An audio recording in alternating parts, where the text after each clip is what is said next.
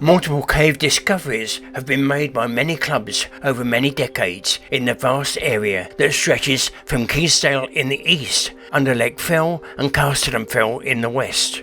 There was slowly the realisation that a vast interconnected cave system must exist that ran under parts of Yorkshire, Lancashire and Cumbria. It has thus become known as the Three Counties system. One by one, many sections have been connected. Until now, there is a compelling but hugely difficult possibility to make a landmark traverse from one extremity through over 10 kilometres of cave passage to the other. One major problem is that there are several difficult technical sump dives involved, so that those that might do it will need advanced skills both in caving and in cave diving. Be 30 plus, maybe 40 people involved. On Saturday the 26th of September 2021, after weeks of planning and preparatory trips, divers Jason Mallison and Chris Jewell are ready to make the attempt. You know, I think people like Tony Seddon and Rick Stanton apparently had talked about trying it, but it just never happened, you know. And then I just drop out of the woodwork and fire this email at Kevin, and Kevin's like sat on his hands bored to tears because of lockdown and restrictions and all that, and he's yeah, let's get on with it, you know. And before you know, we're up and running. Russell got an email off someone saying, has this ever been done? So he contacted me, and then that's why I thought, oh, that's a good idea, that's something to do through COVID. It is above all an exercise requiring complex planning, involving several support teams entering the system via different entrances with the necessary equipment to pass the cave diving and caving obstacles ahead of them. It is already well into the afternoon when Chris and Jason successfully pass their first major 226 metre long cave dive, which has taken them from Earby Cavern to Knot Spot 2. Their equipment is conventional, with wetsuits and a side-mounted open-circuit breathing setup.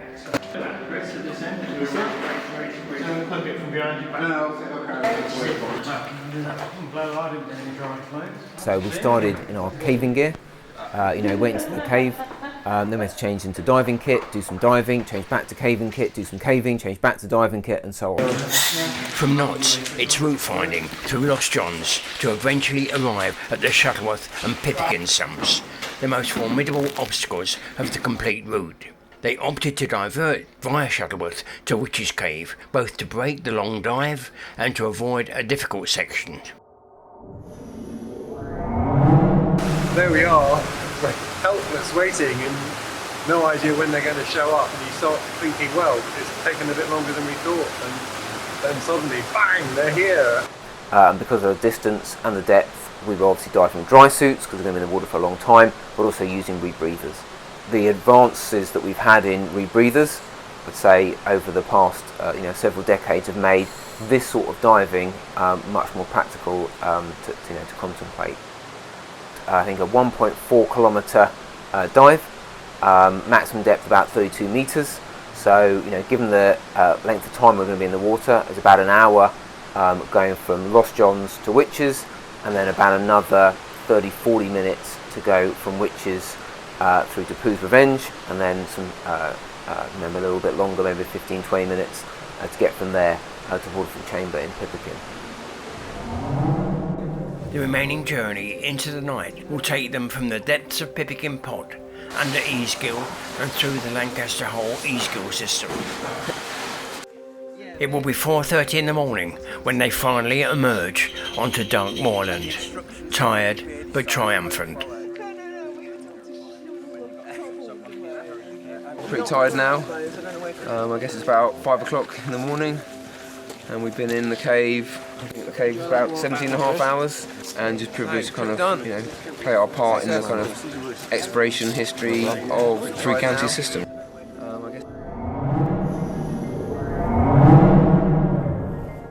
Depth has long been one of the greatest challenges that a cave diver can face. Since Jochen Hassemeyer's dives at the Vaucluse, the commercial development and use of gas breathing mixtures like nitrox and trimix have hugely increased what is possible. However, the deepest dives, involving multiple long periods of decompression, are probably the most technically and logistically demanding dives that a diver can undertake, and are also probably the most hazardous. As we sit here in this room, we're breathing air at normal atmospheric pressure. But if we go down to 10 meters depth underwater, that pressure is doubled, and we're breathing air at 2 bars. The deeper we go, the greater the pressure, the more gas we need. So, by the time we're down at 40 meters depth, we're breathing air at 5 times atmospheric pressure. We need 5 times more gas to breathe. In 1994, American cave diver Shek Exley was in Mexico to attempt a record-breaking dive with his longtime diving buddy and rival Jim Bowden. He was now 45 and had 29 years of cave diving experience behind him. The location, the Zacatron cenote in Mexico, was known to drop to a depth of over 300 meters. At the bottom, their bodies would be subjected to a pressure some 35 times greater than the atmospheric pressure at the surface. All seemed to be going well. Having reached 240 meters, with Shek's light flashing in the distance, a technical malfunction forced Jim to start to ascend. It was the last that he would see of Shek. Shek's body would be recovered 3 days later when recovering his line, which proved to be wrapped around his bottles. Exactly what had happened to Exley will always be a matter of speculation. It was suggested that he may well have succumbed to high-pressure nervous syndrome, a little understood depth-related condition that leads to uncontrollable body trembling. We will never know, but his legacy will remain. But technology is moving on, and everything is becoming much more efficient.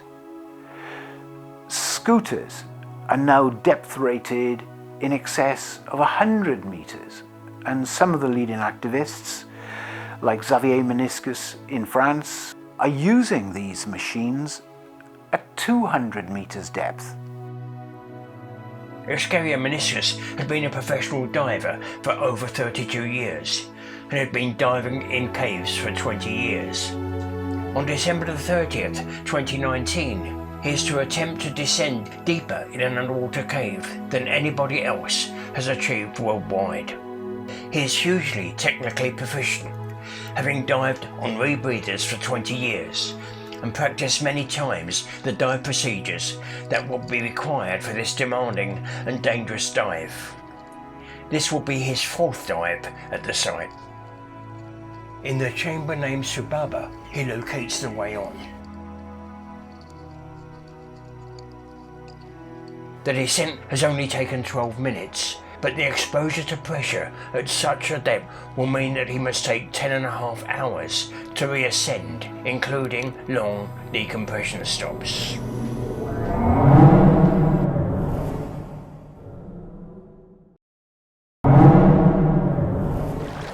A dive site in New Zealand's South Island, the Pierce Resurgence, offers perhaps the most promising cave diving site in the Southern Hemisphere where that depth record might be broken.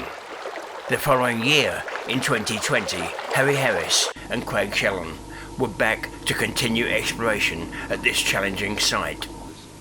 The previous dive had been with Rick Stanton, who had tied off at 173 meters depth at the head of a new shaft. Craig had then continued to 193 meters before being forced to return. They now plan to continue exploration down Stanton's hole beyond that previous limit. You can see Craig there with the twin Megalodon, and I've got something very similar on my back. On his right is an oxygen, I think it's a 40 cubic foot oxygen bottle with a Y valve supplying both the rebreathers, and the diluent bottle on his left side. From this point, as we move forward, you'll see there's a small fissure straight ahead of us, which Craig is going to enter. Now, this is the point where this dive starts to go a little bit pear-shaped, because Craig, for some reason, chooses the narrow pass through there, and I've decided to go the easy way over the top. And basically, we're going to lose each other at this point, because as I come over the top, Craig turns to look behind him and suddenly realises that I'm not there, and actually believes at this point that I've turned around and have exited the cave. So he sits there for several minutes, as you'll see by the navigation console display in the bottom left. And meanwhile, I assume that Craig has seen me drop down in front of him, and I merrily continued my way down to 200 metres here. Craig continues to sit at the 185 metre mark, thinking about what his options are, and eventually turns and heads up back to Stanton's hole. Meanwhile, I've headed back down, or continued down, to 200 metres.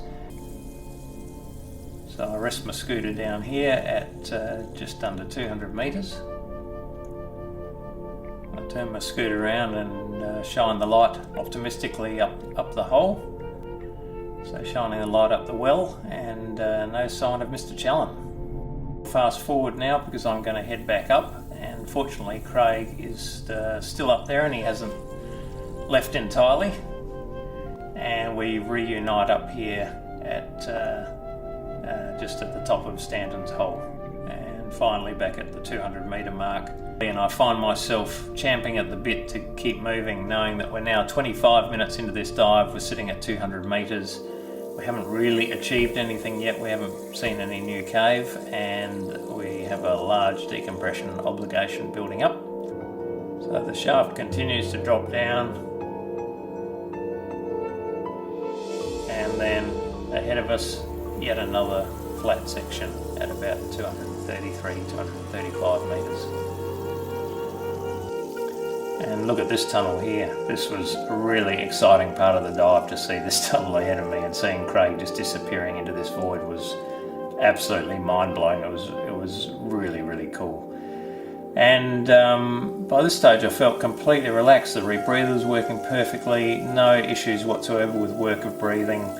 Honestly, I couldn't have been more happy. Now this is exciting. Down to the left there, big hole with silt clearly been blown up out of it, and I suspect that is the way on. But Craig has seen a nice tunnel heading straight ahead, and he's heading for that. Unfortunately, he has just run out of line, and because we're so overdue, really, compared to how long we thought we'd be down here. Depth gauge about 244 on mine, so we ended up calling this 245. And that's it, time to go home. And I've got to tell you, it's pretty happy days when you turn the scooter for home and head for the surface. In about a 16-hour dive, and we've got 3 hours to go. So 13 hours into it, and I've got to say that it's great to find yourself in this luxuriously appointed accommodation that we have. The Fontaine Saint-Sauveur in the Lot in France is just begging another exploration, where Krzysztof Stanowski has been in over 1.5 kilometers at 190 meters depth. And you think to yourself, these projects are very serious, but the potential rewards, the exciting exploratory potential is just, it is unbelievable, phenomenal. And I'm sure we're going to see a lot more really interesting explorations in the years to come. The way on in such caves may well be open and beckoning, but at these depths, every minute extra, every few meters of depth translates into hours of decompression and additional risk. The limiting factor is human physiology. Can technology continue to provide the answer? Are robotic divers then the way forward? In America, the ever-innovative Bill Stone, with the support from NASA, has been developing cave diving robotics. Meanwhile, in an abyss in the Czech Republic, a cave diving robot has already reached a depth of 1,325 feet, over 400 meters depth, and the way on is open. So where then do we go from here? Will we see in many decades' time increasing use of technology, robots, drones, and autonomous underwater vehicles to map caves? I think by all means quite likely, but I really hope that that will be simply the forerunner to human beings getting into these places. I think there's something very, very special about having a human being explore this planet and explore a place and go somewhere where no one's been before.